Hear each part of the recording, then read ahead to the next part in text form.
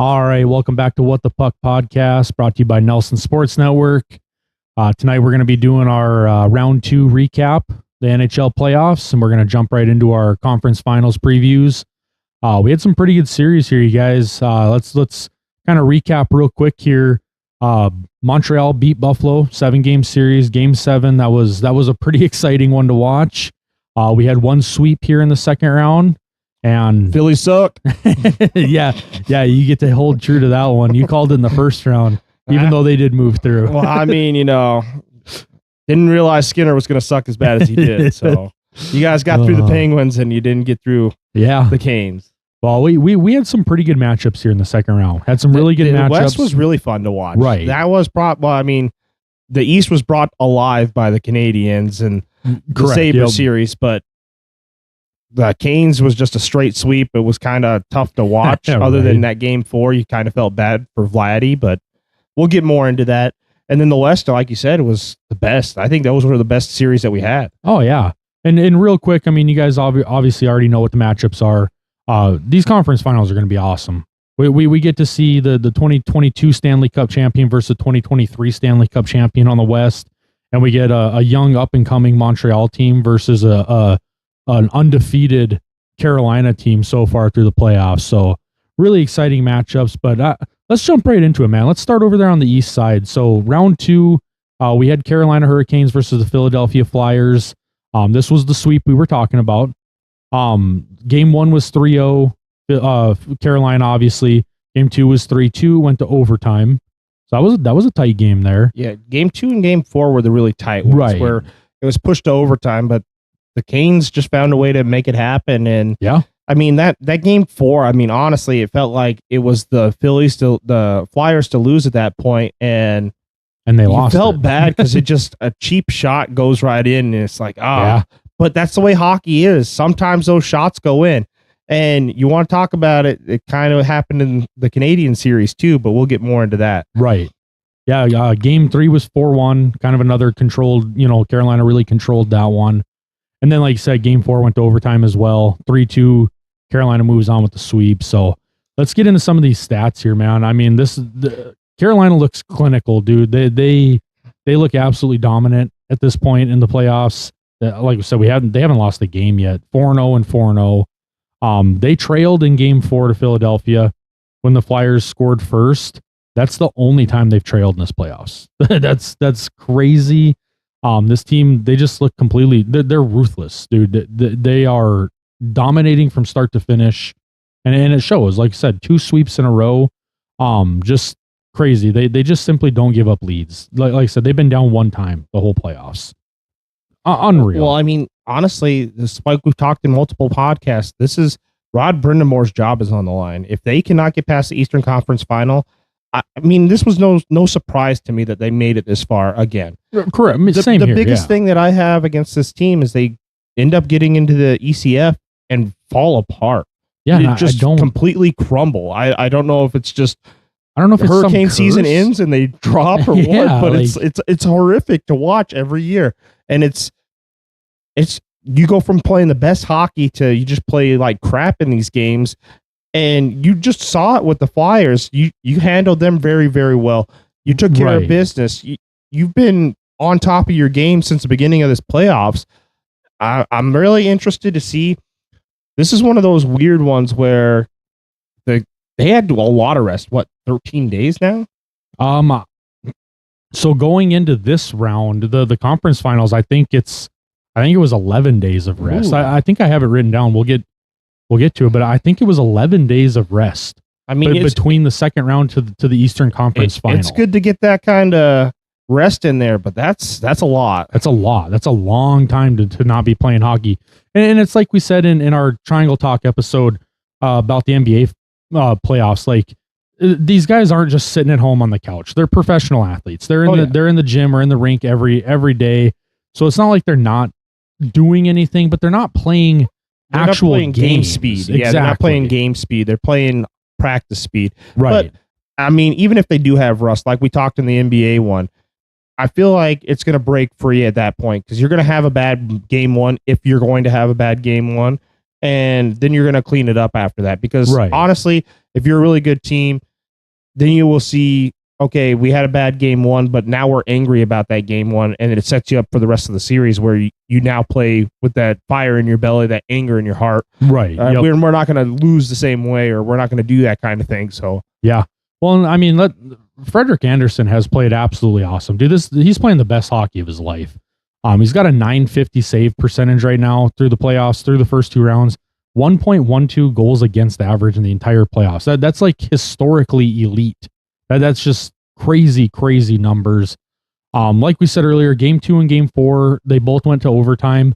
You know what? Both of those games, it kind of felt like Philly, they were right there, dude. Like, it's like, hey, like they could get a game here, kind of change some momentum here to their side, but both times they weren't able to close it out, and Carolina just keeps finding ways to win these games and move on. Like, I feel like the Phillies, just their youth got to them. Yeah, the Flyers. Yeah. Sorry. Yeah, I keep calling them the Phillies guys. Philadelphia, whatever. The Flyers, it just felt like their youth got to them. And that's what my biggest problem was. The hiccup that I had with them the entire time was they felt like the Canadiens last year, where it's just they're too young, too inexperienced. They don't know what they don't know.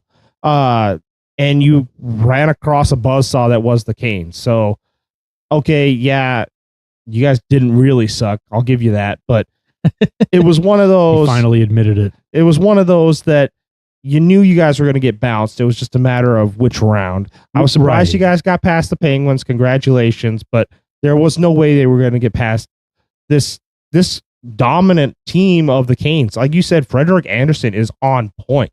Well, yeah. I mean, Stankoven, getting him from the Stars looks like a genius move for you guys. Yeah. He's been on fire in this playoffs. I mean, you guys have a team, a wagon that's actually putting points on the board. And you look, the Canes have had historic problems in the ECF, and this is again going back to the same point, is that line one goes from producing to doing nothing. So I'm really interested to see how this Eastern Conference Finals plays out for them, because if they go and keep this pace up, they're going to go into a cup.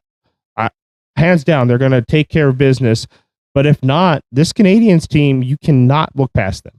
Right. No, I agree. Some of the guys that have really stood out, I mean, Jackson Blake, he had 3 goals and 4 assists in this series. That's 7 points. That's a second line guy. I mean, that's really productive, especially in only 4 games. It's almost 2 points a game. Second line has been the engine to this Carolina team so far. Logan Stankoven, same thing. He played outstanding, dude. He's on that second line with Jackson Blake and Taylor Hall. Taylor Hall's like your gritty veteran guy, and then you've got Stankoven and Blake, 2 younger guys. It's kind of like a 3-headed second line that's just, I mean, they could be a first line on a lot of teams in the league right now, and they're just playing awesome, man, and nobody seems to be figuring them out. And it's really crazy because, like you said, like that first line, like they started to finally contribute in this round a little more, but they still haven't done a whole lot. Like this team is relying on their second line, and it's working. Seth Jarvis, Sebastian Aho, and Andrei Svechnikov haven't done a whole lot in the playoffs.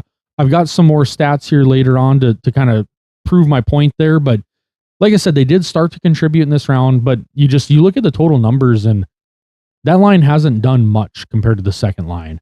But this is one thing that really stuck out to me is through 8 games, Carolina's allowed only 10 goals.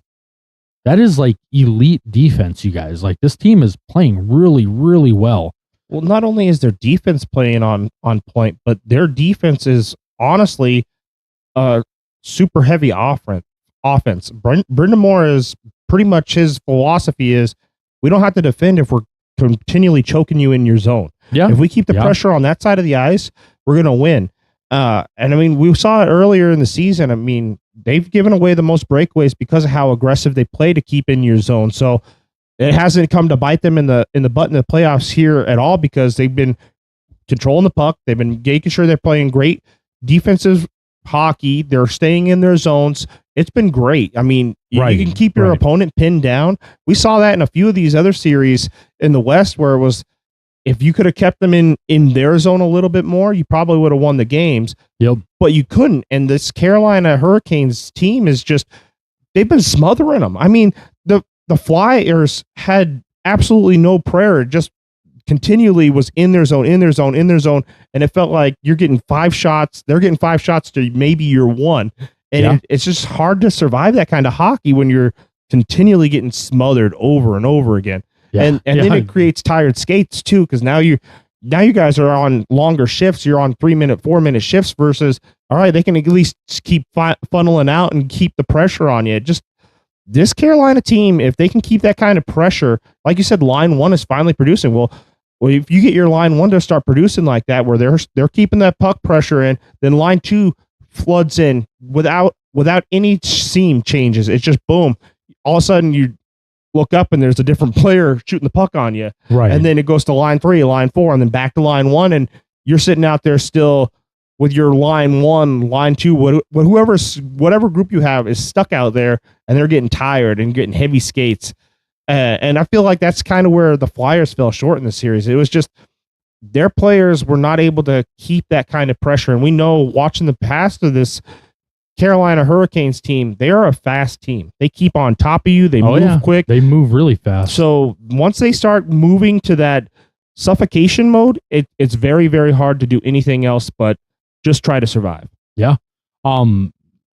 Philadelphia's Cinderella run comes to an end.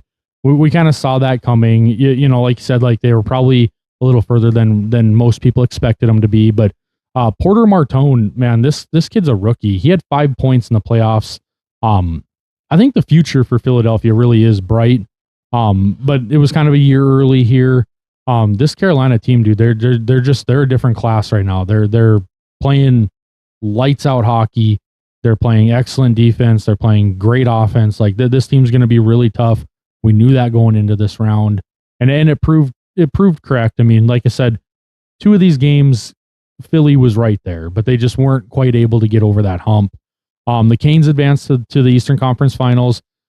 This team's been here before. They know how to win games at this point in the season. They do tend to struggle in the Eastern Conference Finals, so we'll see what happens there. But this is a really, this team has a lot of veteran experience on them, a lot of playoff experience, but also a lot of youth. So this team's going to be really fun to watch here in the Eastern Conference Finals. One thing I wanted to point out, though, no team has ever opened a postseason 8-0 with back-to-back sweeps until Carolina did it this year. A lot of teams have swept through the first round. A lot of teams have swept through the second round, but no team has ever done the first and second round in the same playoff. That's pretty impressive. It's the first time we've ever seen that. So, Carolina, hats off to you guys. I mean, you guys look awesome. I'm really excited to see what they can do in the Eastern Conference Finals. Let's talk about who they're going to be playing, though. Montreal Canadiens versus Buffalo Sabres. This was the other Eastern Conference round matchup. This one became the one that you wanted to watch every night. This was awesome. This is the one that you highlighted. I mean, yes. There was a few other ones, but this one was the matchup that you continually watched. I mean, there was a few lopsided victories, but it just seemed like one team would get a lopsided victory, and then the next night the other team would flop it over on them. So it was really weird to see how that would work. But when the games were tight, they were tight, and you're talking about a Game 7 that ran the wire. I mean, overtime, everything. Buffalo did everything you wanted in order to win a game. They kept the pressure on you. And then just some oddball shot beats the goalie, and it's like, oh, heartbreak right then and there. But that's a game of hockey. Any shot can go in. Keep on it. Well, I mean, this series literally had everything. We had blowouts. We had comebacks. We had Buffalo, one of their biggest wins in years in Game 6, and then an overtime heartbreaker in Game 7 at home. Like, real quick, Game 1 was Buffalo 4-2. Game 2 was Montreal 5-1. Game 3 was Montreal 6-2. Game 4 was Buffalo 3-2. Game 5 was Montreal 6-3. Game 6 was Buffalo 8-3. And then Game 7 went to overtime. Montreal wins it 3-2. Like I said, this game had everything. Or this series had everything. Blowouts. We saw big comebacks. We saw, like I said, the overtime. Just crazy goalie series, swaps. We see. Yeah. I mean, this thing was everything that you wanted to watch in hockey. It was very, very interesting, very fun to watch. I mean, this Canadiens team is no joke. Yeah. I mean, I was wrong, and I'll admit this, Zach. You were 100% right. This Canadiens team feels like the Cinderella story this year. I thought it was the Sabres, but I'm dead wrong, and I can admit that this Canadiens team is the Cinderella story of the league. They are very young. They are very hungry. Dobes is playing out of his skull. This Canadian team line is being able to put up points against really great teams and just keep the pressure going. And I mean, we saw it against the Lightning. How do you have the fewest shots on goal and win a game like that? Yeah, and then you go ahead and do the same thing in a game 7 against the Sabres. They were completely out shooting you, and then you just skate into their zone. Oh, we're going to put one in the back of the net and walk out of here with the win. This Canadiens team has got that Cinderella mentality, and they've got the belief that we can do anything. We can get pucks going any which way in our zone. We just got to survive it for a little bit, and then we're going to beat you. We're going to get the puck, get out of our zone, and then we're going to hurt you with it. And that's exactly what they've done against the Lightning. They did it against the Sabres in this series. This team is going to be scary. With Carolina's woes in the Eastern Conference Finals, I don't know if I wanted. If I was them, I would not want this team. I would have rather them gone against the Sabres if I was them. Yeah, and that's crazy because I thought the Sabres were probably the better team at the beginning of this, but now watching these games live, I think the Canadiens are really, they are deserving of going to the finals. I mean, the first final since the COVID that they'd be in. Yeah. And that was, not even them winning the Eastern. That was just them winning the Canadian and then going to the Canadiens versus American series over there. But I'm really excited for this matchup. Yeah. And like you said, I did at one point, I did say like this Montreal team, they're young, man, but look out, like they got a lot of talent. And yeah, I mean, game 6, dude, Montreal, the game 6 was in Montreal. Buffalo exploded for 8 goals. And it kind of looked like, oh man, like, all right, so if they win this game, obviously tonight, now, when they go into game 7 with all that momentum, like we could be seeing, Buffalo end up in the Eastern Conference Finals. But the crazy thing was they go ahead and beat them and they get 8 goals over there in Montreal. And I mean, that place is hopping. That place was crazy and they shut everybody up. But you look at game 5 and the Canadiens did the exact same thing to Sabres fans. They went in there, punched them in the mouth, made them look, humiliated them on their own home ice. And then the Sabres go, okay, well, two could play this game. And it just kind of flops that way. And then game 7 was just it was crazy. That was a fun game to watch. No, game 7 was absolutely awesome. But Montreal goes into Buffalo. Game goes to overtime. Montreal strikes. It was crazy, dude. Like the Canadiens are going to the Eastern Conference Finals. It was just unreal. Jakub Dobeš, dude, the young Czech goaltender for Montreal, he has faced 399 shots in this postseason. He has 363 saves. That's a 910 save average. That's crazy. No goalie has faced that kind of pressure in these playoffs.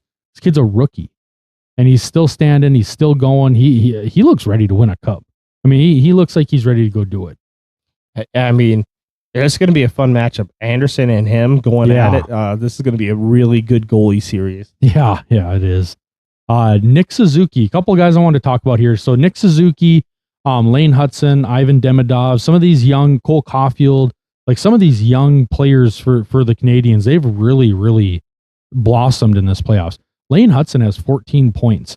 He had 2 goals and 12 assists in 14 games so far. He's a second-year defenseman. He's playing some of the best hockey we've seen at this time of the year. Ivan Demidov, 7 points in the playoffs. This kid's another young, I think he's 19 years old, if I remember correctly, maybe 20, but just crazy, dude. He's actually a rookie. He leads all rookies in the playoffs with 7 points. Like I said, 2 goals and 5 assists.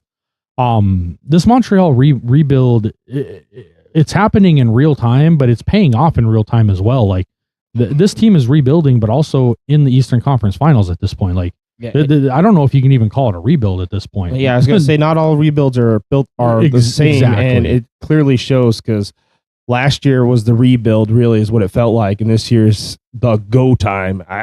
It's crazy. I don't know. Like, how do you rebuild that fast? And you're automatically now you're in the Eastern Conference Finals, and you're you're an underdog, but you really do feel like a heavy favorite you can handle this Canes team. I do believe. Well, and they are considered the underdog, but I agree with you. I mean, Cole Caulfield, he's like this team's offensive spark plug. Like, he's just completely electric. Anytime he touches the puck, he's got 4 goals and 5 assists. But on the Buffalo side as well, like, this team's got a lot to look forward to, man. Tage Thompson and Rasmus Dahlin are absolute stars in the league. Oh yeah, well, Thompson, that GM finally, they get a GM who's actually putting in the effort and getting this team up to where it needs to be. This team is only going to get better. And I mean, the biggest thing that hurt to watch was Tuck didn't do anything. He was not able to score any points, and it felt like that was the missing link that the Sabres needed. Well, especially after the way he played in the first round. Yeah, I mean, absolutely. Alex Tuck was phenomenal in the first round, and then he just like completely disappeared. Thompson, so in this series, Thompson had 8 points. He had 3 goals, 5 assists, and Rasmus Dahlin had 10 points. He had 3 goals and 7 assists. They were what kept Buffalo going. It was kind of those two just kept this team alive. They got to Game 7. The drought continues for Buffalo. They finally broke that playoff drought, right? It'd been 14 years since they'd gotten to the playoffs. They got there. It's been 19 years since they won a playoff series. They finally did that, but now they lose out here in the second round. So I mean, it's really painful for that fan base. I'm sure they're not, thrilled about it, but really, if you're a Buffalo fan, you've got to be excited about what this team is. I mean, you finally break some of those curses, some of those droughts that you guys have had. This team looks really, really good. They're young. They're obviously ready to win. They showed a lot of fight. They got that to Game 7, and I think this Buffalo team is going to be really, really good going forward. So I wouldn't freak out if I'm a Buffalo fan. I'd say, hey, like, this is progress. This looks really good. Let's continue to add to what we've got here. We finally got a good GM in place. We finally got our coach back. Lindy Ruff being back there is awesome. We've got young pieces. We've got some veteran guys. Like, just keep building that team up. Well, honestly, I mean, you look at it. So the Panthers, they end up losing in heartbreaking fashion. They go to get the President's Cup. They lose like almost immediately. Then the next year they end up going to the Cup, and then they lose to the Golden Knights. And then they go and win 2 cups in a row. You look at the Hurricanes. They've been in the Eastern Conference Finals, and they've lost twice in a row. And now they're back in that Eastern Conference Finals. It's very cyclical, the game of hockey, where if you're good and then you end up losing like that, it just creates this kind of spark in the locker room where your veterans know what's going to need to happen, and your GMs end up finding a missing piece that you didn't know you needed, and it clicks. And so you already have like this anger mentality of, we should have won the cup. We lost it because of whatever. You hone that down over the offseason. I feel like Buffalo's going to do that.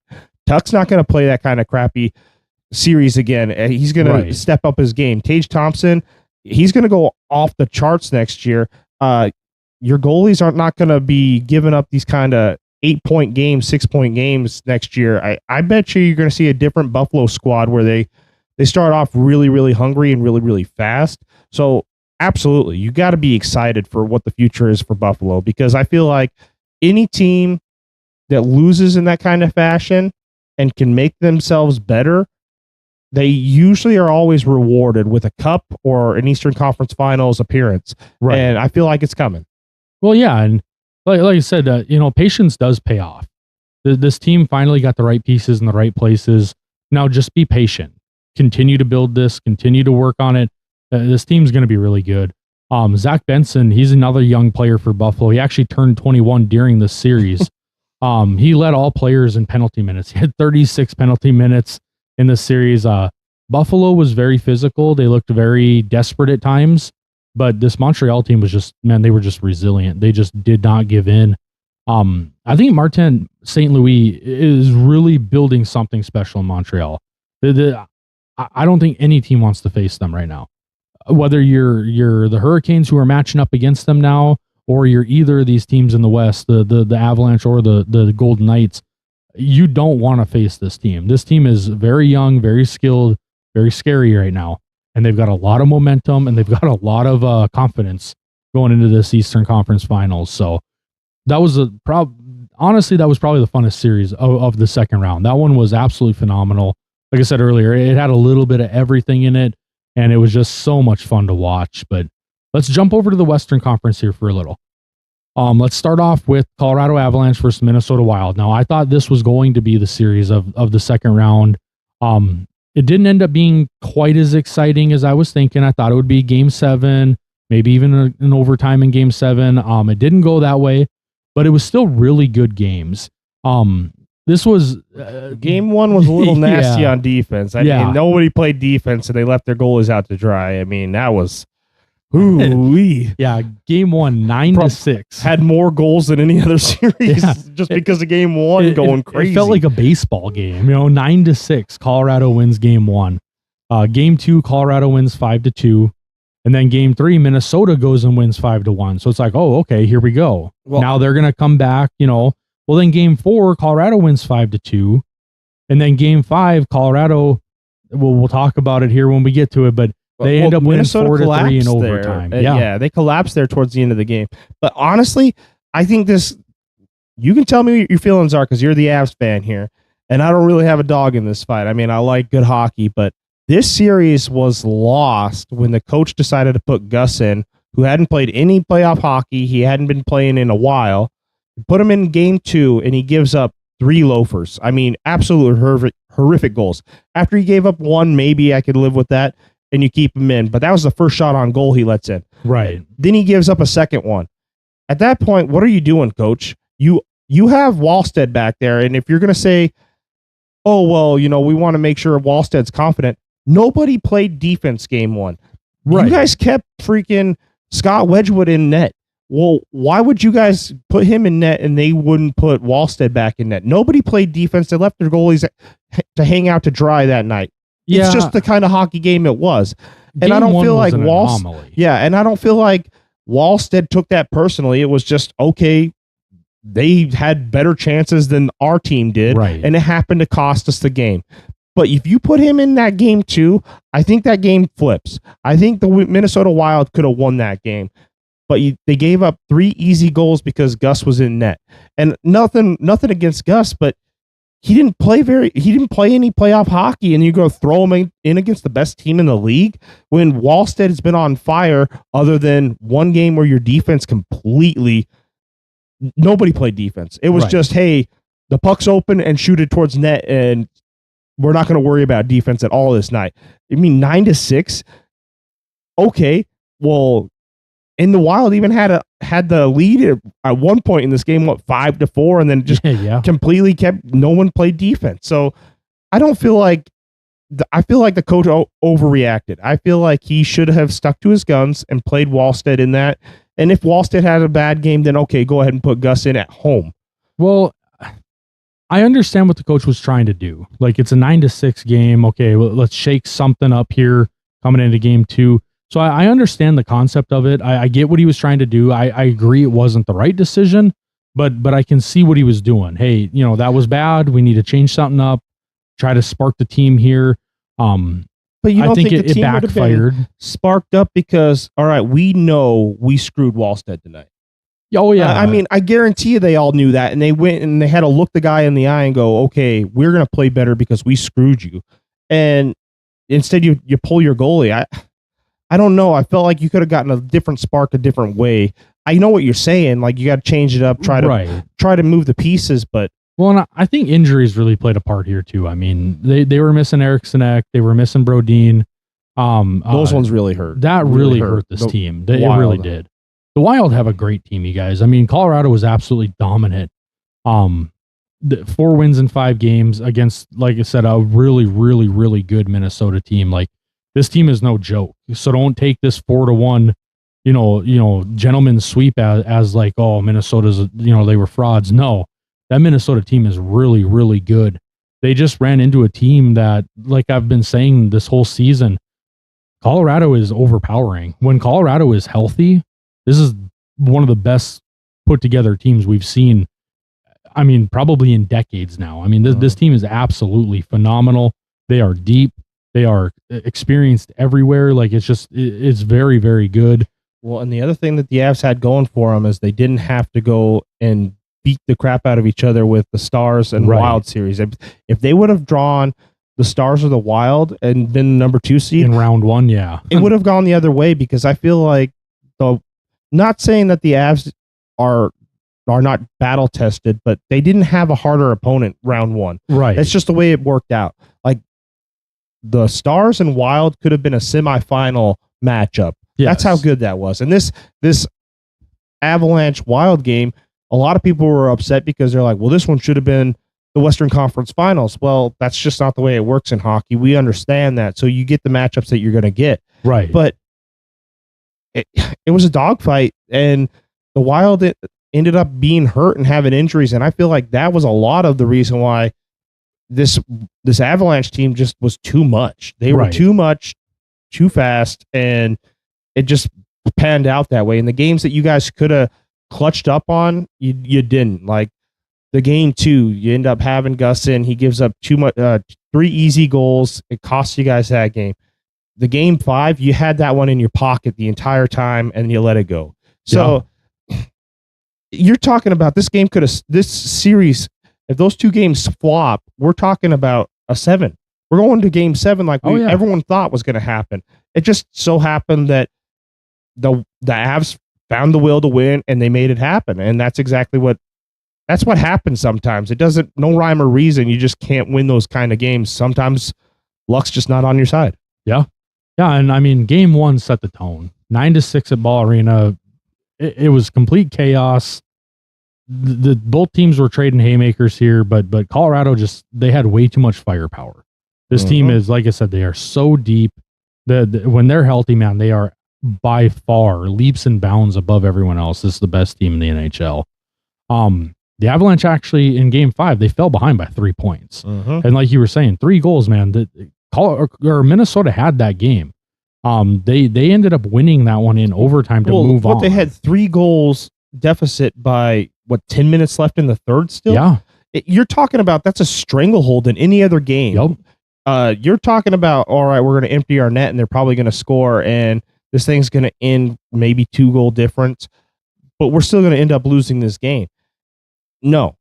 And I mean, that was the crazy part about this is you see game 1 where I think it was a 3 goal deficit in that one too, where the Wild completely were down, and then they had the fight and came back, and they end up getting the lead 5-4. Well, it's the same thing with this Avs team. Nobody was willing to concede. Oh, you're up on us? We don't care. Yep. We're still going to find a way to score. We're still going to find a way to get this puck in the back of the net. And that was probably the funnest part about this entire series was nobody was willing to die. Nobody was going to say, oh, well, it's just not our night. Nope. Every night's our night. It doesn't matter. We're going to beat this team. We're going to find a way to, it felt like because you guys knew each other so well, it just didn't matter what the score was. We're still going to find a way. We're going to make this thing entertaining. And it just didn't pan out for the Wild. Like you said, that's a stranglehold. Oh, 3-1. Yeah, with 10 minutes left in the game, and Colorado ends up tying it to force overtime. And then Brett Kulak goes out and scores the overtime winner. This team, they made trade acquisitions at the deadline. Brett Kulak, Nazem Kadri, Nick Waugh.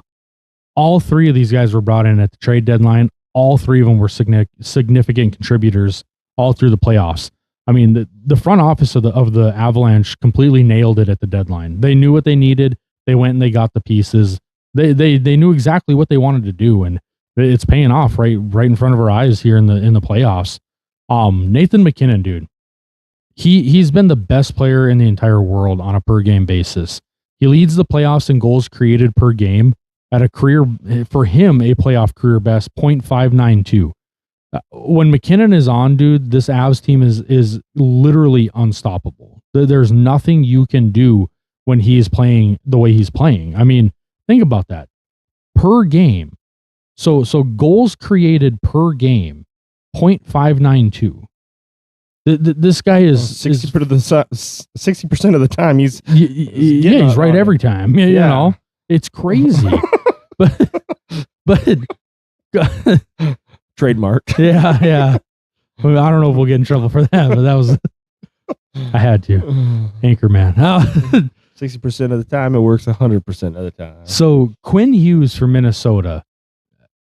This guy is phenomenal, you guys. I thought what we said in our trade deadline episode is a bunch of idiots. That's what this proved. Yeah. He is a force. This guy himself brought the team alive. He was the spark plug. You watched, like I was saying in game 1 when they were down, he was the reason. He was getting down people's throats, yelling at people. He was a spark plug. He was crazy. And I honestly feel like he was the difference maker in the United States Olympics team. Yeah. Like just watching the way he played this, whoo-wee. And you're talking about a Wild team that finally has money to spend in an off season. I am really excited for this Wild team, and they're only going to get better. Like you said, their 2 best players are out. Well, 2 offensive best players were out as well. Where Eriksson Ek's out, Brock's out. I mean, it was Brodin. Yeah, sorry, they're both out. It just completely hurt your squad, but I'm really excited for this Wild team. And don't take the Wild fans, do not take this loss hard. You just played like we said, the cream of the crop was the Avs all season long. We all knew that. It was already going to be a hard task. So don't take this loss personally. And I think it's really good because it's going to cause the GM to have the measuring stick. All right, where are we and how do we measure up against this team and how do we get better now? Because like you said, the Avalanche went out and they had a blueprint. This is what we need in order to win a cup. And the GM said, all right, this is what I think we need to win the cup, and we're going to get it. And that's exactly what you guys ended up doing. And you guys are like the best team in hockey. Yeah. And you guys did a great job, but the Wild just weren't there yet. I mean, you're just barely getting into the point where they can spend money, get players in, and you guys have brought in Quinn Hughes right out the gate. So it's only going to get better and better for you guys. Yeah. And I mean, they brought Quinn Hughes over at the trade deadline. And I mean, it was an absolutely great, honestly, it was probably the best acquisition of the trade deadline. Single trade, it was by far the best one. The guy had 15 points this playoffs. He had 4 goals, 11 assists. He will be back. He's in Minnesota. I think he's got 1 more year and then he's up to re-sign, but don't quote me on that. I want to look that up again because I know I looked it up a while back. I'm pretty sure it was 1 more year, but this Wild team, man, they're resilient. I mean, this is their first playoff series win since 2015 in round 1 when they beat St. Louis Blues. And then they pushed Colorado to 5 games, the best team in the league. Like, this is real progress. This team is progressing as a franchise. So again, like you said, like, don't get down on this team if you're a Wild fan. Like, this team is going places. This team is absolutely building and doing the right thing, putting the right pieces in place. Like, I think that they're really looking upwards. But let's not forget either that Colorado was rested. They came in off a sweep from the Kings. They've only played 9 games once we get to this Western Conference Finals. 4 games in the first round, 5 games in the second round. So this is going to be, they're going to be well rested going into the Western Conference Finals. Sometimes that's a good thing. Sometimes it's not. But one of the things that I'm really worried about with Colorado is the injuries. Cale Makar, Brent Burns, Arturi Lehkonen, they're all battling injuries. Every one of them, it's not sure if they're going to play in game 1 of the Western Conference Finals, what's going on. So this is really crucial to Colorado, especially the Cale Makar one. Cale Makar is one of the best. Well, he's probably the best defensive man next to Quinn Hughes in the NHL right now. And he's also one of the best players in the world, just period. So if he's not playing, that is significant going into this Western Conference Finals. But we will get more into that when we get to that preview. I was going to say who they're playing has also got some injuries. So it might benefit them as well. Whoever can get the healthiest, the fastest is going to be really good. But so we got the last series here of the second round. Vegas Golden Knights versus Anaheim Ducks. Vegas ends up winning in this one 4-2. Game 1 was Vegas 3-1. Game 2 was Anaheim 3-1. Man, I said this Ducks team was not going out without a fight. Right. They were here. Oh, Joe Quenneville has got those boys humming. I am so excited. I mean, we've talked off the air and I'm like, dude, I think I'm going to get me a Ducks jersey. I was like, I'm really loving this team. I love what they're about. I love their youth. I love how they're progressing. And just watching them, they would not say die. They would keep fighting. They would find ways to win puck battles. And And you're talking about a really experienced Vegas team. You cannot take that experience away from those guys. Torts knows how to get the juice out of those guys. Those guys, I mean, you went to a cup 3 years ago. I think you guys know what you're doing. So the fact that you had this really good series, a 4-2 series, congratulations, Ducks. I think your fan base is done with the rebuild. I think you guys are going to be in the same situation the Canadiens are in, where you guys are continually going to get good with youth. Right. Yeah. Like I was saying, game 1 was Vegas 3-1. Game 2 was Anaheim 3-1. Game 3 was Vegas 6-2. And then game 4 was Anaheim 4-3. So it was a 2-2 series after 4 games. And then at that point, you kind of saw the experience kind of take over. Mm-hmm. Vegas ends up winning game 5, 3-2 in overtime. And then Vegas wins game 6, 5-1. Yeah. Wheels fell off in Anaheim. Yeah. And I mean, I think, what was it? 2 of those were empty netters, if I remember correctly. So, I mean, they emptied the net trying to get it back into this thing. It was a 3-1 game. They kept it. I mean, every game seemed like 2-goal difference was really what it kind of boiled down to, other than the outliers. I mean, and then when the games got lopsided like that, when you had the 5 goals or 6 goals, it was just empty netters. Joe Quenneville said it doesn't matter. We're going to try to win this thing, because that's what he did as a Blackhawk, and it worked out multiple times for him. So he just had the same thing, and the boys just weren't to that caliber yet. But like you said, I mean, Howitzer Howden, he freaking put away a few of those games for this freaking Golden Knights team. He was phenomenal to watch. I am still like, wow, this guy found a way to make points happen, or makes crazy plays, just crazy stuff happen. And there's nothing you could do in some of those goals. It was just okay.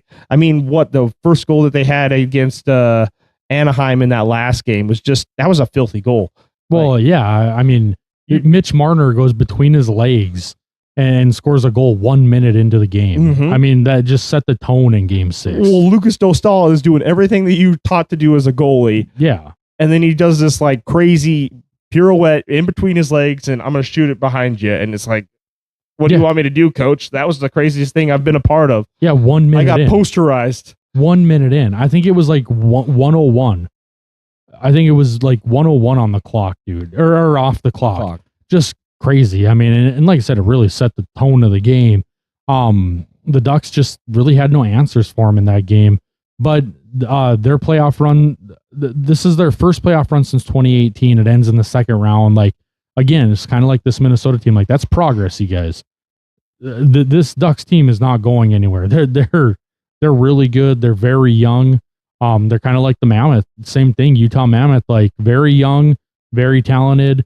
And you've gotten there now. You've got some experience. You've got some playoff wins under your belt, and you're only going to grow from there. I think that was the lucky part of Vegas. I mean, you can tell me if I'm wrong here, but I think the fact that they got the Mammoth and the Ducks, they had more experience and they knew how to handle situations better than both of those teams. If this was a year later, I'm not sure if the Knights could have handled both of these teams. Yeah, I was starting to think the Mammoth might knock them out. Mm-hmm. And then that didn't happen. Then I kind of started thinking, man, maybe the Ducks will pull it off. But honestly, guys, Mitch Marner was the story of these playoffs so far. Oh, absolutely. 18 points through 12 games. He's got 7 goals and 11 assists. He leads all players in scoring, or in goals, in points right now.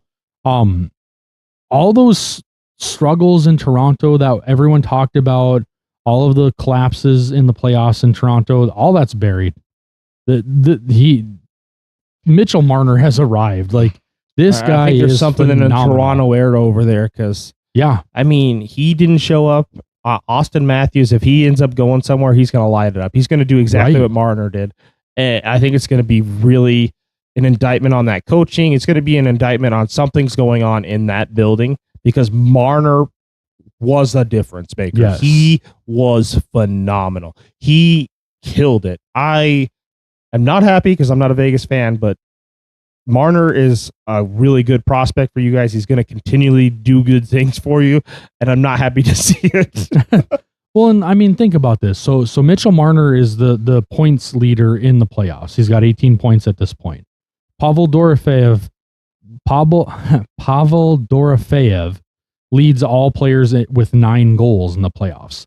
And then Jack Eichel leads all players with 14 assists. Like, this team is very offensively driven. Like, Dorofeyev, he leads with 9 goals. He has multiple clutch goals in this series. He's the best goal scorer hands down in the playoffs at this point. Like, the guy is just, he is always in the right place at the right time. He always gets that lucky bounce. He always is right in line off an assist. Like, the guy is just, he is a creator. He is always in the right place to create a goal. But Jack Eichel, what a playmaker, dude. He's quietly putting together another sensational playoff run.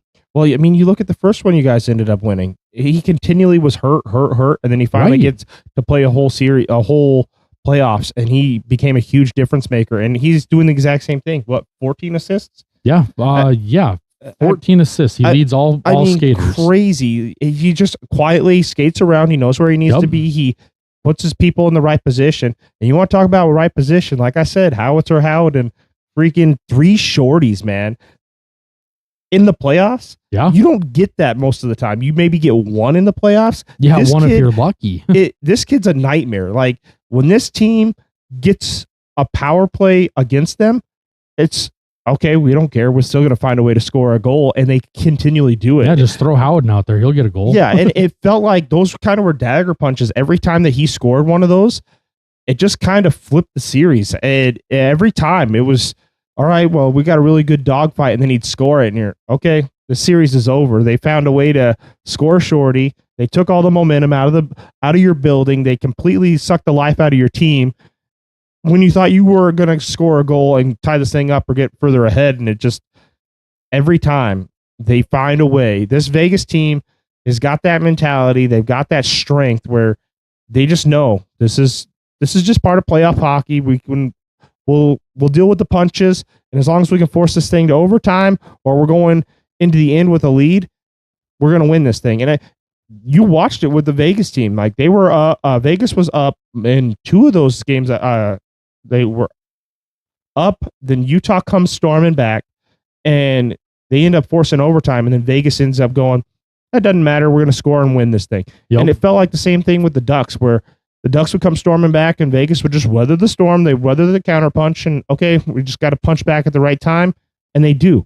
That's called experience. That is what that is. Yes. They know how to weather the storms. They know not to get too excited with the highs and not to get too low with the lows, and just keep playing out, and it all pay off in the end. And Torts, I mean, this is a team that he doesn't have to babysit. He's talked about this before with other people where, the other teams that he's brought into the playoffs, he had to babysit them because they're so young teams. This is not that kind of team. You have maybe 1 or 2 young players, but the youth, the experience in that locker room is dragging them across and teaching them, versus Torts having to do it. Torts can just say, here's what you did wrong, and here's why I'm not going to start you in this game. You fix these things, you're in the game.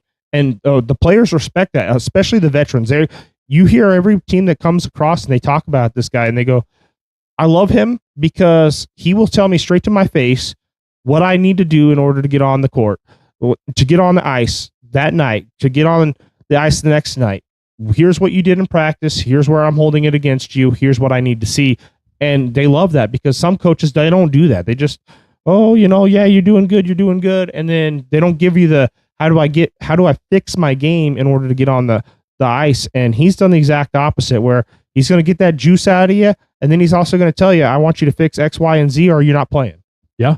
No, I agree. One of the things that I think to keep an eye on with Vegas is the injury concern, just like Colorado.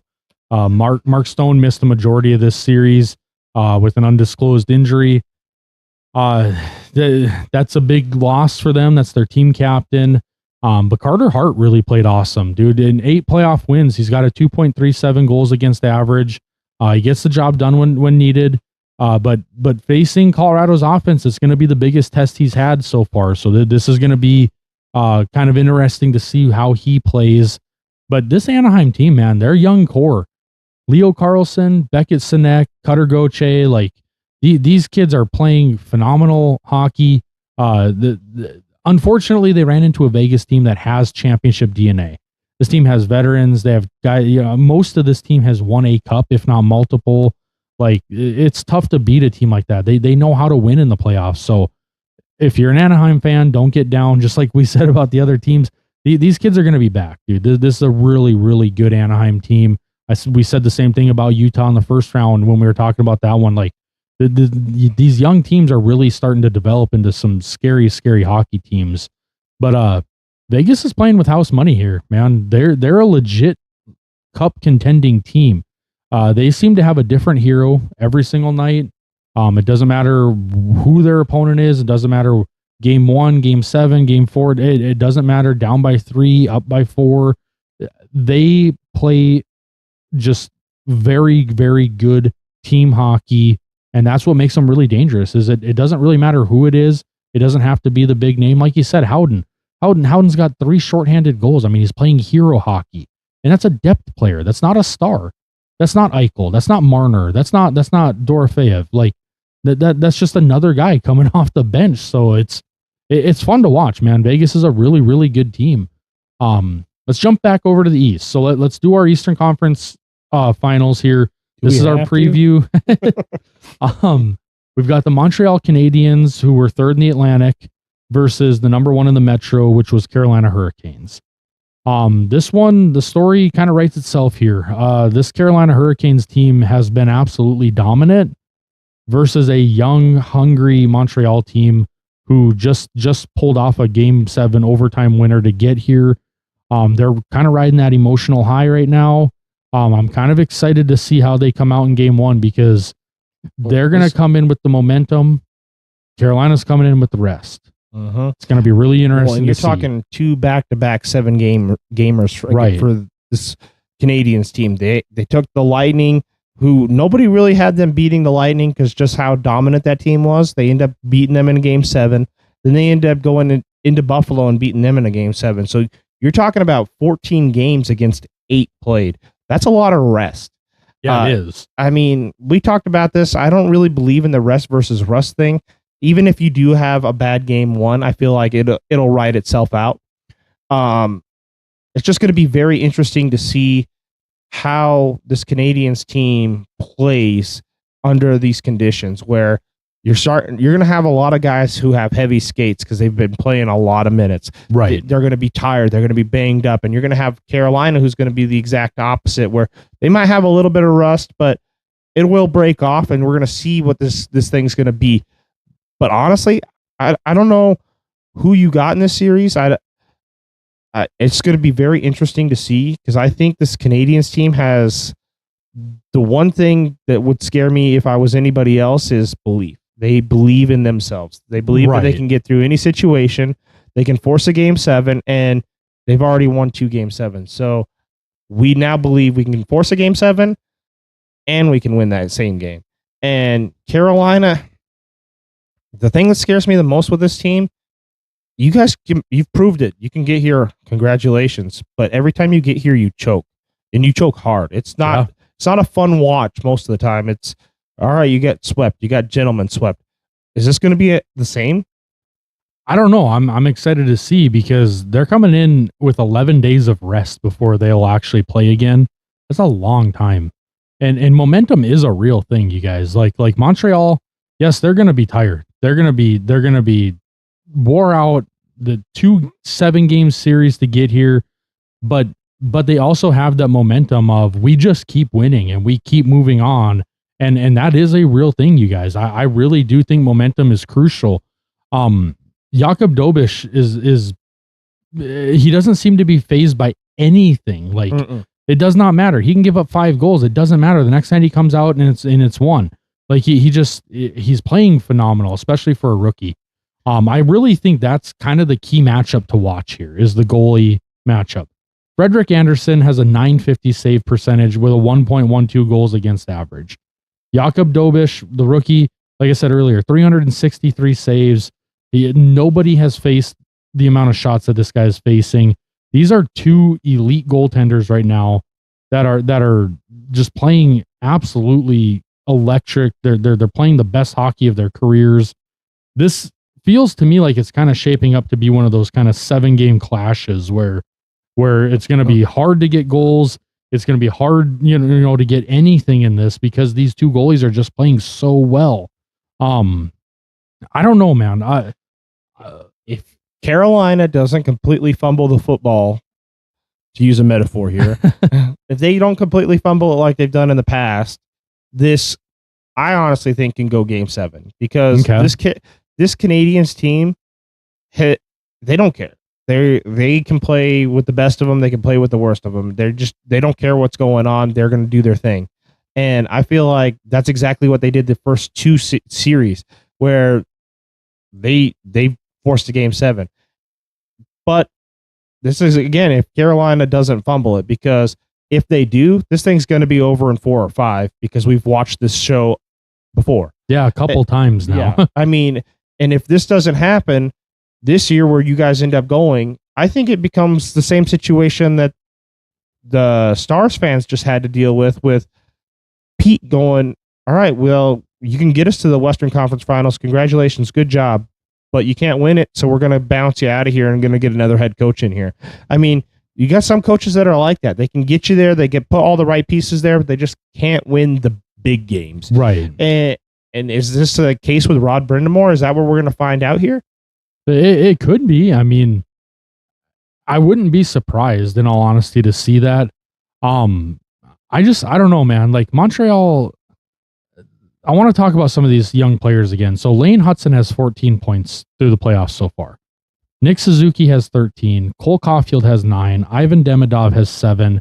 These are all really young, really fast, like players for this Montreal team that they're playing right now with, like, they have nothing to lose. They really don't have expectations to this point because I don't think they were really expected to be here. I know some people had them winning it all this year, which I thought was kind of crazy considering they're kind of, in the middle of a rebuild. But this, like I said earlier, this rebuild's happening right in front of our eyes. And I don't even know if you can call it a rebuild at this point. Like, this team's proving that they have already rebuilt. They're here. They're ready to win a cup. Like, and it's a lot of young players. This could be a really scary team. But I do feel like Carolina's edge is their second line, dude. You look at their first line. Sebastian Aho has 4 points in the playoffs. Andrei Svechnikov has 3, and Seth Jarvis has 4. That's their top line. Then you go to their second line. Jackson Blake has 11. Taylor Hall has 12, and Logan Stankoven has 8. They're double, almost triple the amount of points from the second line to the first line. Like, that is depth. That is offensive depth. That you shouldn't be getting that kind of production from your second line over your first line, but they are, and it's working. I think Carolina has the better defense here. I don't think that's really a question, to be honest with you. They've only allowed 10 goals in 8 playoff games. So Montreal's going to have to find ways to generate offense. This is a team that takes everything away from you. They're good at taking the center away from you. You've got to play on the outsides. But I feel like that kind of, in a way, benefits Montreal because I feel like they are more productive from the outsides. Well, Montreal has dealt with this team very well in the regular season, and Montreal's found ways to get breakaway shots on this because they know how aggressive the Canes are. If we can catch you being super aggressive, we can slip behind you guys, and then it's a breakaway shot. So if you give up that kind of stuff, Carolina, you're gonna be in for a dogfight that you don't want any part of. Yeah. If you can keep suffocating them and you can keep them where they're not going to get past you, you guys handle business very well. And I do believe this Carolina team can finally do it. I don't know. This Canadian team is really, really spectacular. Right. Another matchup I'm really excited to see is the coaching chess match here. Martin St. Louis versus Rod Brind'Amour. These are two of the smartest minds in hockey right now, going head to head here. I think this is going to be really exciting to see.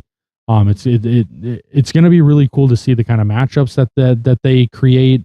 Line changes, pulling goalies at certain times. Like, it's going to be really exciting to see what they do here. But Montreal's path, man, they're going to need Dobish to steal 2 or 3 games here. They really are. They are. Well, both of these goalies are capable of it. Right. You're talking about solid grade A goalies. Like you said, the one's got the best save percentage and the one's got the most shots against. Right. Well, and like, here's my thing. Like, Carolina's obviously the better team, right? And like I said, Montreal's path, like, there's a few things here. Dobish is going to have to steal 2 or 3 games. Suzuki is going to have to lead this team offensively. And their young stars are going to have to not be intimidated by the moment. Like this is a big moment in their careers. None of them have been here yet. That's a lot to ask. But I don't think it's unrealistic. I think they could do it. I don't think you should ever count this team out, especially any team that goes into a game 7 in overtime on the road and wins it to go on. That is a team you don't want to sleep on. This team has heart, they have soul, they have edge. Like don't sleep on this Canadiens team. I really, really think, like I said, it's a lot to ask, but I think it's possible. I'll tell you this. I'm taking Montreal in 7. I think Montreal's winning this series. I do. I know it's a lot to ask, but I think they're going to pull it off. They're taking it in 7. What do you think, Trent? I think Carolina's going to do Carolina things. I think Montreal takes us in 5. In 5? Okay, wow. Oh, I have not seen it. I mean, Canes, you guys could prove me wrong. Shut me up right now. But until I can see you guys actually win an Eastern Conference Finals with my own eyes, you guys are going to fall apart because I've watched it over and over again. This Canadiens team has belief. They have a coach that really is making stellar decisions. They find a way to stay in games and be pesky. And I feel like the Canes are gonna do Cane things. They're gonna lose games that they should win. They're gonna make mistakes. They're just gonna play bad hockey. It seems like every time in the Eastern Conference Finals, that's exactly what happens with this team. And I'm hoping I'm wrong. I'm hoping you're right. I'm hoping this goes to a game 7. It's going to be phenomenal. Maybe even the Canes win. But I just don't see it. I see this happening over and over and over again. I love Rod Brind'Amour. I think he's a great coach, but he just can't get it done. He doesn't have that it to get him past the Eastern Conference Finals. As a player, sure. But as a coach, I've watched him and he completely falters. And I feel like Martin St. Louis is on his game. He has found ways to win games. You're talking about you took out a number 2 seed, the Lightning that you weren't supposed to beat. You took out a number 1 seed, the Buffalo Sabres. Now you're going to go against another number 1 seed. They don't care who they're playing. They're going to beat you. They're going to punch you in the mouth. You're not going to have a game plan for them. Dobes is going to keep them in games. And it doesn't matter if we shoot 9 shots on goal to your 50. We're going to put more pucks in the net. We watched that happen multiple times. Yeah. This team doesn't care how they win games. It doesn't have to be the prettiest game that you've ever seen, and it doesn't have to be the ugliest game either. They can play whatever brand of hockey they need to do, and that's exactly what I feel like this coach has done. Because watching Brind'Amour, this team is really fast, really good, and they can play their brand of hockey, but if something goes wrong, they fall apart in a hurry, and that's why I don't believe in this team. I just don't. I said it at the trade deadline. I wasn't impressed because they didn't really pick up anybody. They're trying to win now is their mentality. It felt like the GM kind of let them down. It felt like the head coach has just got the same roster and we're going to do the same thing. But I don't know. I just don't believe in it. And I hope they can prove me wrong. But until they do, I will not believe in the Canes one bit. Yeah.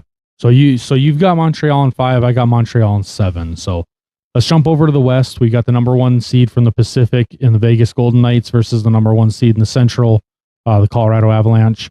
This is a historic matchup. This is actually the first time ever that both the Pacific and Central Division winners have met in the Western Conference Finals. It's the first time since the current 4-division format was introduced in the 2013-14 season. But even in earlier years, when the West was split into the Norris and the Smythe divisions, and then later the Central and Pacific, the division leaders have never met up in the conference finals. So it's just a little historical thing there, kind of interesting. In reality, this is the way it should be every year. The 2 best teams should be here, but that's not the case. Well, you gotta love hockey because it's got parity like that. Where exactly, it doesn't always end up like that. The number 1s do not always go. Sometimes you get upset early. Yeah, but this is probably, I was saying that the Wild and Avalanche would be probably the best series of the round and everything. This is probably the best series of the entire playoff bracket. We have the 2022 Stanley Cup champions versus the 2023 Stanley Cup champions. These are 2 dynasty caliber franchises. One of them's going to the puck or to the cup. One of them's going and potentially going to win the cup again. So these are 2, like I said, they're dynasty caliber. when you start winning multiple cups in 3, 4, or 5 year stretches like that, that's when you really start looking at a team like, hey, like if they do this again, like this is arguably a dynasty. This is one of the greatest teams we've seen put together. Colorado won the President's Trophy this year, 121 points. Vegas had 95. Vegas showed up when it mattered. They won the Pacific. They had 95 points. It's a lot of points behind the 121 that Colorado had, but they won the games that mattered. They got themselves here. This is going to be a really exciting matchup. I honestly think this is going to be a really, really fun matchup. Again, Mitch Marner, man, 18 playoff points. This guy is literally changing his career narrative right in front of our eyes. So many years. He's already changed it. Right. So many years. I remember people dogging on him, when he was in Toronto, and it felt like every time they got to the playoffs, not only that team fell apart, but even the players. It felt like Matthews never delivered. It felt like, Mitch Marner never delivered. John Tavares never delivered. William Nylander never delivered. Like, it just felt like everything would just fall apart. Well, now we see him over in Vegas, and this is a completely different player. This guy is playing. Right now he's got to be the favorite for the Conn Smythe. If they go to the Cup and win it, he's got to be the favorite to win the Conn Smythe at this point. A matchup I'm really excited to see, though. Two of, in my opinion, top 5 players in the world right now. Nathan MacKinnon versus Jack Eichel. These guys, MacKinnon is probably, and you guys can argue with me. I get it. It's so hard to say who's the legit number one, but MacKinnon's probably the number 1 player in the world right now. But Eichel is not far behind there. Like I said earlier, this guy is quietly, he's not a loud superstar. He's not an in-your-face type of superstar, but this guy is constantly making plays. He's constantly putting his teammates and his line mates in the right spots to make the right plays, to score goals. And he makes so much happen on the ice. This is going to be a battle of the decade. This is going to be so fun to watch, you guys. Colorado is the favorite going in. Obviously, they won the President's Trophy. They're the deeper team. They have the home ice advantage. They swept the Kings. Then they gentlemen swept Minnesota, who is a really good team. Like they're pretty historically dominant here, but there's a lot of question marks going into this series for both teams. We said it earlier. I'll say it again. Injuries. Mark Stone, we don't know if he's going to play. Cale Makar, we don't know what's going on there. Brent Burns, Arturi Lehkonen, they're both banged up. Like this series could really come down to who stays healthier throughout it to win. I mean, what do you think there? I mean, is this going to be a key factor? I don't know how it can't be when you're talking about the level of players that are getting hurt. Mark Stone is the captain for the Vegas Golden Knights. Cale Makar is probably the best defensive player in the entire NHL right now. I mean, Brent Burns, a guy that has been to cups, a guy that a veteran leader. Like, these are really, really big names that we might not be see playing in this series. What do you think on that? I think it's going to play some part of it. I think honestly it's going to be between the pipes. Carter Hart has been playing out of his skull. He has been playing phenomenal. It's been actually kind of, me and you've talked about his situation and how you can say whatever you want. I'm not going to get into that whole ordeal, but it's good to see that he can reclaim his career and do something with it. Right. And he's been having a phenomenal playoffs. Yes. Then you got Wedgwood and you got Blackwood on the other side of him. And so if he goes out, Carter, you're going to have Aiden Hill over there, correct? Yeah. So, I mean, you have 1A, 1B goalies. So it's going to be really who can keep the puck out of the back of the net. I mean, it's I know it's a cliche. You guys are going to say, well, that's how hockey works, duh. But honestly, it's going to be whoever makes the most saves, has the best save against average, where you shouldn't have made that save. You made a phenomenal play. You kept the puck from going out. And I feel like that's really where this matchup's going to be. But I think Vegas really has the edge because the way the schedule broke out, the way things were handled. All right, you guys swept the Kings. Congratulations. The Kings were kind of they were a good, heartfelt story, but they weren't going to be a really good contender. The Wild should have been more of a challenge, but you guys ended up having too much chemistry with them, and it boiled out to really a gentleman's sweep. Vegas has been tested in both of those series. They were tested really hard against the Utah Mammoth, who I didn't think was a slouch at all, and the Ducks. I really didn't think either of those teams were going to lose against the Knights. I thought they were going to find a way to win and get past them. So Vegas has already found themselves in two series where they've been counted out or had people who didn't pick them even though they should have been the favorite. This is just the same thing. They don't care who they're really going to go against. And the big difference is Torts. I think Torts going in there, you guys got him at the right time. You guys keep finding ways to win. And I don't know what he's doing over there, but he finds a way to make sure he's got the right person in the game. So this is why you can talk about the injuries all you want, but he's got the right people in where they are scoring and playing hero hockey, and they don't need the lead players on the ice. Where Colorado, on the flip side, is you guys score predominantly through your star players, and if one of them gets hurt, this thing can completely unravel on you guys in a hurry. And Vegas doesn't seem to have that issue because they can just score with anybody. All right, we'll find a way to make somebody else on our fourth line score tonight, where our first and second lines just aren't doing anything. And I don't know if I've really seen that too much with this Colorado team other than, the no defense games. Yeah, no kidding. I think Colorado's advantages in this series are obviously Nathan MacKinnon, Cale Makar if he's healthy, and then Nazem Kadri, Nick Waugh, Devin Taves. Like, this is a very stacked roster. Championship experience on here. They won it back in 2022. And they brought some of those pieces back. Like Nazem Kadri was on that team. He left for a couple of years. He comes back now. Like this team, I think, is really gelling right now. They're playing excellent hockey. As long as Makar is healthy, I think this team could win this. Now, on the flip side, the Vegas advantages. Mitch Marner is the best player in the postseason right now. He has completely put the struggles behind him. He looks absolutely dominant. Jack Eichel, Pavel Dorofeyev. Again, championship experience. They won the cup in 2023. They're also battle tested. Like you said, they went through 2 6-game series against the young, fast teams in Utah Mammoth and Anaheim Ducks. They have a resilient identity. They got guys that are coming off the bench and just scoring goals. Howden's got 3 shorthanded goals. That's crazy. Like, I really don't know who has the advantage when it's all said and done here, other than the fact that Colorado had the better season. You know what I'm saying? Well, the only advantage right now is home field. I honestly believe that. And maybe, I guess I'd give it to the Avs because I think you guys do have better goalies between the pipes. Wedgwood and Blackwood are no joke. I've been watching these guys for a while. I love them.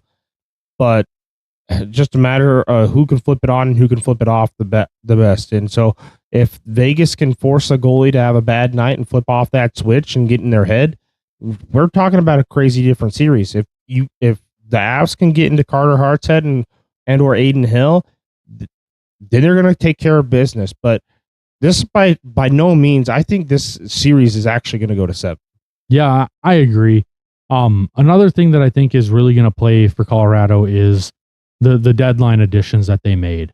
I mean, Kulak scored that overtime winner against Minnesota. He was brought in at the deadline. Nazem Kadri, he brings playoff experience. He comes back from right. He comes back. Playoff experience, physicality. Like, this guy's a great player. He's a savvy veteran. He's been in the league for a long time. He knows how to win games. And then Nick Waugh, dude, that gives you a third line center who's actually like a contributor. He's not just a guy on the ice. Like, this guy scores points. He's a great third line.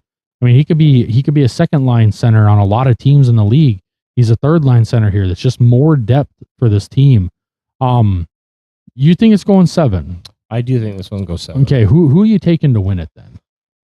I have to give it the goalie advantage. I'm a goalie guy, so that's where I usually lean. So I'm going to give the Avalanche the edge, but I'm not going to be surprised if the Knights find a way. Okay, well, I'm taking Colorado as well. I'm taking them in 7. I think this one's going to be right down to the wire. I think we could even see an overtime or even double overtime in that game 7. I think we're going to see a couple overtime games in this series. 2 or 3 of them, to be honest with you. I think these teams are just very, very, very evenly matched, and we're gonna see that play out in front of us. I think we're gonna see at least 2 overtime games, and I think one of them is going to be that game 7. But I'm taking Colorado in 7 as well. So let's move on to the Stanley Cup here real quick. We'll do this prediction. We got the same prediction then, Canadiens and Avalanche, huh? Yep, we both took Colorado in 7. I took Montreal in 7. You took Montreal in 5. What do you got happening there? We'll do just quick, because obviously we'll do a separate episode on that once we get there. But what are you taking there? You got Montreal, the young team, winning, or you got this experience? So do I have the Juggernaut or the Cinderella? Is that what you're asking? Yeah. That's a very, very tough question. I mean, I honestly don't know what to say. If the Canadiens do make it that far, I have to give them the advantage. I just feel like that at that point, you're right, 100%. This is a team of destiny, and how do you fight destiny? Right. I mean, you can be the best Juggernaut in the world, but you can't beat destiny. And if that Canadiens team is that team, then I think they're going to find a way to beat the Colorado Avalanche. And I wouldn't be surprised if they do it in 6. Okay. I wouldn't be surprised, because you're going to handle business, and then you get, I mean, just picture this in your mind, guys. You know, the cinematic version. You end up getting to a game 5. They end up finding a way to win in Avalanche. So they end up going up 3-2, or 3-2 at that point would be what happened. Then you go back to the Bell Center. You win it in the Bell Center. You're hoisting it in Montreal. Yeah, in front of your home. In front of your home crowd. Yeah. I mean, you couldn't write a script better than that. It just beautiful story. I don't know. Maybe I'm wrong. Maybe I'm far-fetched, but I honestly think if that's going to be really, this is the team of destiny, they're going to find themselves destined to win it at home, and they're going to get it done in 6. Okay. Well, I'm going to differ with you there. I'm going to take Colorado in 5. I think the flame burns out on this Montreal team, and it's no fault to them. They're not Calgary. I just think that this Colorado team is like this matchup against Vegas is going to be the ultimate test for them. I really do think. I think the experience, the youth on the other side is really going to show, and I just think it's going to be way too much for Montreal. It's going to be an awesome story to see them get there, but I think they kind of make quick work of it, and they win it in 5 in Denver. That's my prediction. Oh, so you got to be in a home win too, huh? I do, because I just, it's not that I don't think this Montreal team is good. Don't get me wrong. I just think that you're gonna really see, first of all, the 7 games. I predicted them in 7 in this round. I mean, you're looking at 21 games at that point, as opposed to Colorado playing 9 and then the 6 or 7 they play here. You're talking 21 to like 15 games. Colorado's going to come in rested. They're just, I just think it's going to be way too much. You know what I mean? So I'm taking Colorado in 5. You're taking Montreal in 6. This has been such a fun playoffs. I mean, we've seen some absolutely phenomenal games. If you guys are liking our coverage of this stuff, please make sure you guys are liking the videos. Leave us comments. Let us know your predictions. Make sure you subscribe to the channel. Go check us out on other socials. We post a lot of shorts elsewhere. So just, we enjoy you guys, watching these episodes. We really appreciate all the love and support. Like I said, leave us a comment. Let us know your takes, who you've got winning it all. And then just make sure you guys are subscribed and liking the videos, and leave us comments. And we're building a really cool community. We got a lot of really loyal listeners. I wanted to shout out Who Yes Who. You've been killing it for us, man. We really appreciate the love and support you've been showing us. But yeah, guys, we really appreciate it. Just make sure you're subscribed and let us know your thoughts on these playoffs. It's been really fun to watch. I mean, what do you think, Trent? It's been exciting hockey. Yeah. The best time of year. I mean, honestly, like they keep playing that commercial, but honestly, it is the best time of year. It's every matchup matters. Every line matters. Every shift matters. Every attempted puck on net matters. there's just, and then the way these guys play, like you said, Buffalo was playing physical hockey. They were beating the crap out of the Canadiens, and these guys still keep skating and keep going. I mean, at the end of the season, this is unlike any other sport where all of a sudden you get the injury report and it's like, oh, this guy's playing with a broken collarbone, and this guy broke his hip, and this guy played with a torn shoulder. And you just find the whole list of nobody else makes the kind of sacrifices that hockey players do. Hockey players play a brutal, fast sport, and they play hurt. They don't care. So when they're really hurt and they don't play and they get off the ice. It's unlike any other sport where it's like, oh, I sprained my ankle and I'm going to get off the court, or, oh, I sprained my knee and I'm done. I mean, don't get me wrong. There is times that happens in sports, but unlike any other sport, these guys don't care. They will play through it. They'll find a way to give themselves that little bit of extra. I need to be there to win the cup. And that's what this is. Yeah. It is 4 rounds of brutalized hockey, and may the best man stay standing at the end and win. Yeah, no, it's been phenomenal to watch. I do want to say one more thing, guys, before we sign off here.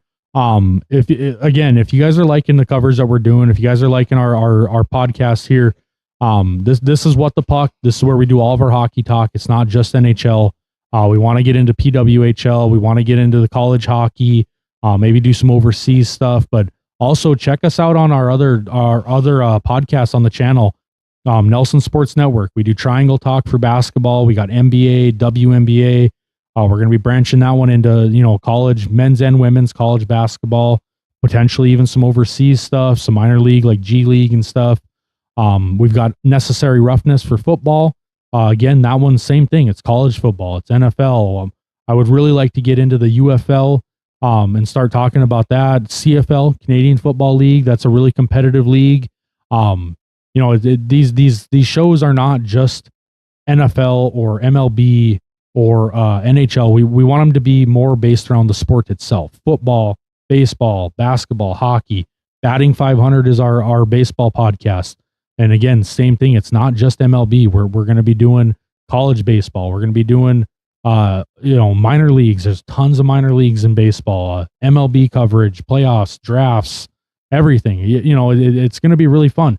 And if we keep growing, we want to grow it even more. I mean, me and my brother we're in talks right now about starting a dirt track series on here. So just, if you guys are liking it, please make sure you're subscribed to us and follow us on the other socials. The more we grow, the more it helps us out to be able to do this for you guys. We love doing it. And again, we're building a really cool community. We're getting some really loyal listeners. Again, I'll shout you out, man. Who, yes, who. You've been awesome. We really appreciate it. We got several guys over on some other platforms that I want to shout out in other episodes. So we really appreciate it, guys. Have a good night. Enjoy these playoffs. Let us know your thoughts in the comments, and we'll talk to you next time. Peace.